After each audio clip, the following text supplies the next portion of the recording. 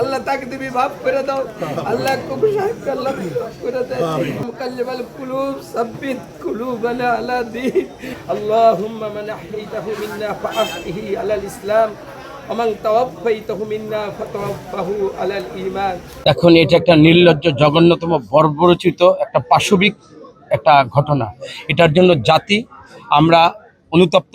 বিশেষ করে আমাদের মাননীয় প্রধানমন্ত্রী, উনি এই ব্যাপারে এত সিরিয়াস এবং এটাকে মানবিক দৃষ্টিকোণ থেকে এবং নৈতিকতা বোধ থেকে এমনভাবে এটাকে সিরিয়াসলি নিয়েছেন এবং নেওয়াই উচিত। উনি সাথে সাথে পরিবারের কাছে ছুটে গিয়েছেন এবং আমরা যারা স্থানীয় নেতৃবৃন্দ, যেহেতু এখানে কবরস্থ হয়েছে, তো আমাদের যুবদল, ছাত্রদল, সমস্ত নেতৃবৃন্দ আমরা এখানে আসছি। কেন? সেটা হলো যে আমরা এটার অতি দ্রুত, যেটা গভর্নমেন্ট মানে ইতিমধ্যে কিন্তু ঘোষণা দিয়েছে যে দ্রুততম সময়ের মধ্যে এটা একটা বিচার হবে। তো আমরা বিচারের ব্যাপারে এবং সার্বিক এই পরিবারের দায়িত্ব নিয়ে মাননীয় প্রধানমন্ত্রী সার্বিক একটা দেখভাল করছেন এবং আমাদেরকেও নির্দেশনা দিয়েছেন যে সার্বিকভাবে আমরা যেন এটার যেন সার্বক্ষণিক আমরা খেয়াল রাখি। RICL TMX, যুগের পর যুগ স্থাপনা থাকে মজবুত।